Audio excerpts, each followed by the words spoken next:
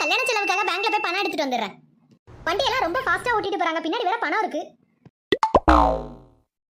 இன்னைக்கு நரிமுகத்துல தான் முடிச்சிருக்கேன் போல. இந்த 10 ரூபாய் என்னோட பசிய போக்குறதுக்காகவே இங்க வந்து கிடந்திருக்கு. ஓஹோய், கிடைச்ச 10 ரூபாய் நல்ல இட்லி சாப்பிட வேண்டியதான்.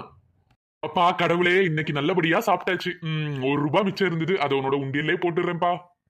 கீழே கிடக்கிறது ரூபா மாதிரி இருக்கு. ஆமா, ரூபா நோட்டு தான். எப்பப்பா யார் இந்த மாதிரி போட்டுட்டு போயிருக்கா? நம்ம எடுத்துட்டு எஸ்கேப் ஆயிருவோம். இந்த ரூபா கட்டுல 99 10 ரூபாய் நோட்டு மட்டும் தானே இருக்கு. ஒரு 10 ரூபாய் எங்கேயோ மிஸ் ஆயிருக்கு. ஏன்னா பேங்க்ல இந்த மாதிரி கொடுக்க மாட்டாங்க. அதை எப்படியாவது நம்ம தேடி கண்டுபிடிக்கணும். அப்பா எல்லா இடத்துலயும் தேடி பார்த்துட்டோமே, அந்த 10 ரூபாய் நம்ம கண்ணுல அகப்பட மாட்டேக்கே. ஐயோ ஐயோ, காத்து வருது, என் பணம் பறக்குது. பணம்லாம் காத்துல பறந்து வருது, வாங்க எல்லாரும் போய் அதை எடுத்துருவோம். ஐயோ, அது என்னோட பணம், எடுக்காதீங்க. கிடைச்சதை வச்சு சந்தோஷமா இருந்திருக்கலாம். இப்ப எல்லாமே போச்சு.